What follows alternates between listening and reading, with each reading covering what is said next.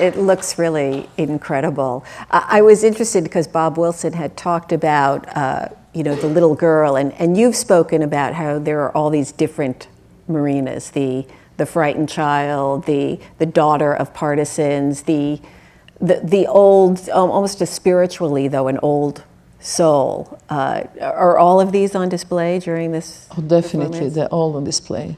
And I also like to just tell you a little bit of the group, of the people working on this. I really didn't have anything to say apart of the Bob Wilson create entire cast. William Dafoe was wonderful contribution because he's, the Bob and the William Dafoe want to work for a long time, and Bob and William Dafoe work in theater as well as in Hollywood movies. But there was only one choice that I asked Bob that he can't change, and this was the Anthony Haggerty or Anthony Johnson. He's known by two names, and I hope Anthony, are you here? I have no idea. He is hiding. Anyway, but he created 11 songs for this play based on my life, and his music and his voice, it would be unreplaceable for anything to me, because he really deal with the kind of emotional texture of my life, who really expressed that all the spiritual elements, and also not just suffering, but elevation of the suffering and transformation in the last scene.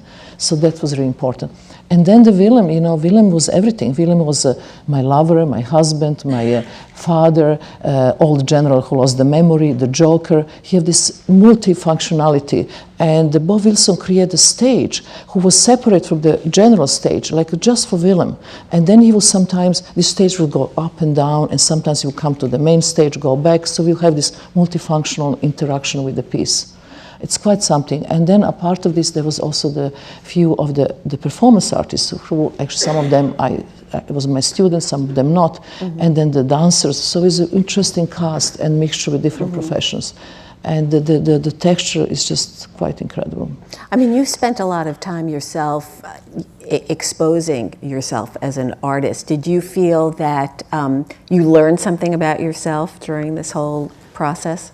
The most painful thing was really rehearsals for me, because all the idea of working was to give the text and all my diaries and writings and my work, also the video, everything I had to Bob, and to tell him that he doesn't have any kind of control, that I don't have any kind of control of the material, that he can take whatever he wants and edit it the way he wants and put on the stage.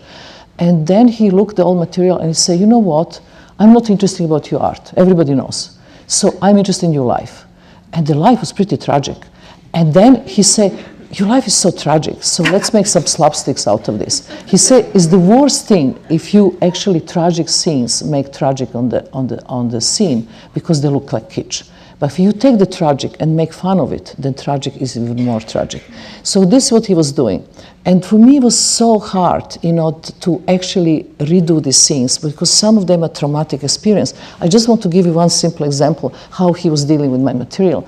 And so I was crying through the entire rehearsals. So the one material, there was one very traumatic experience in my life that I, as a child, I never forget.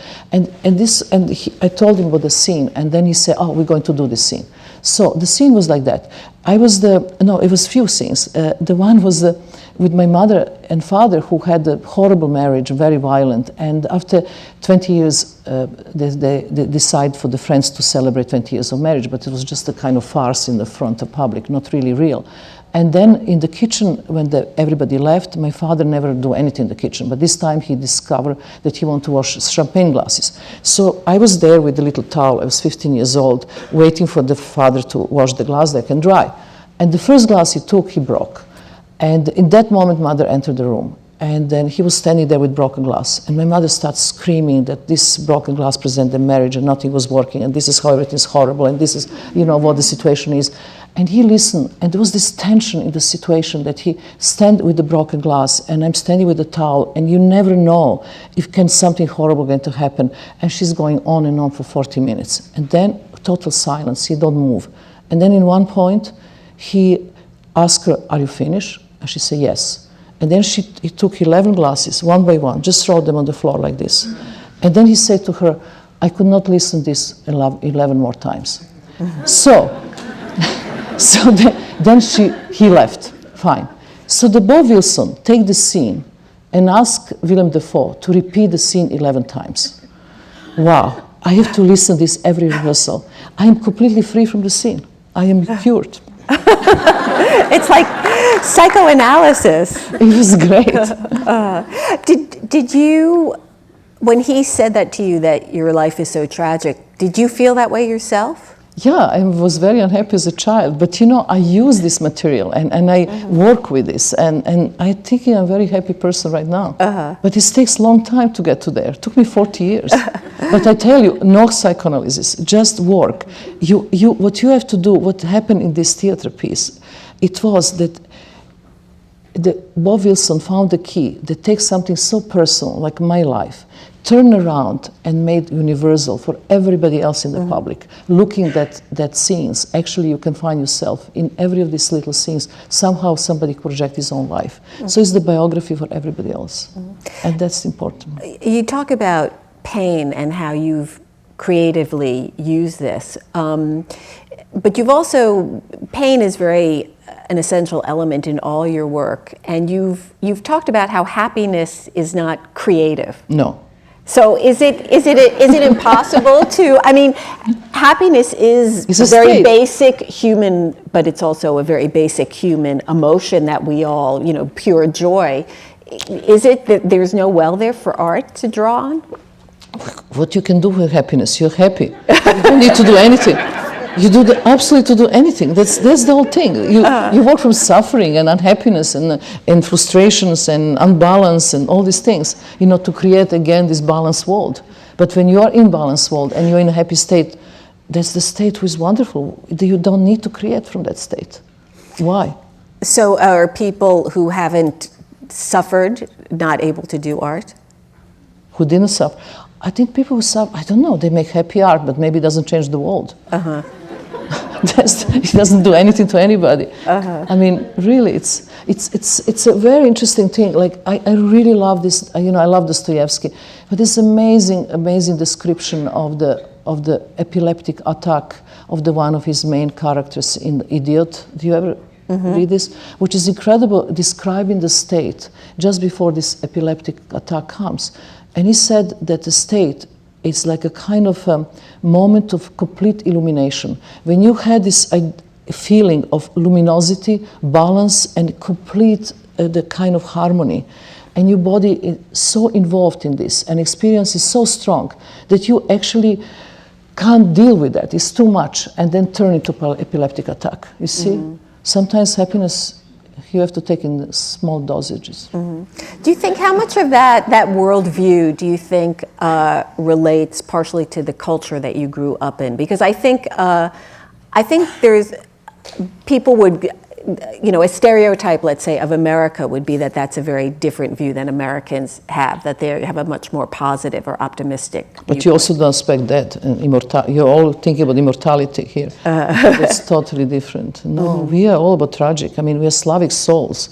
You have to suffer not just for yourself, for the universe generally. I mean, everything. It's a very different story. Well, and actually, that very last line that Willem Dafoe says in that little clip is about, do you feel you need to take on all our guilt? Like the universe's guilt, the world's guilt. You do. You definitely do. I want to talk about your childhood for just a moment, because some of it sounds very harrowing. And you talked about the relationship with your mother, which was a childhood that involved no hugging or kissing, no love. Yeah, it was really, my mother was national hero, by the way. My father was national hero. I mean, there was no any intimacy at all. We have to sacrifice life for the higher cause, which is not just our private, life. So when I asked my mother, when I was much more grown up, I was in my 30s, and I asked her, but why you never kissed me when I was a child? She was so surprised about this question, really honestly. She said, of course not to spoil you. Never mind that she made damage on my emotional life, but this was, she never, did this. And in a way, she made me work hard, and I appreciate it right now. But and it's interesting how when Bob Wilson asked me to play my mother and myself, it was a really shock for me to play my mother was the last thing I was expected to do. But he summarized my mother into just a 3-4 gesture. One was just one finger who is, tapping the arm very slow. The footsteps comes from far away and slapping on the face.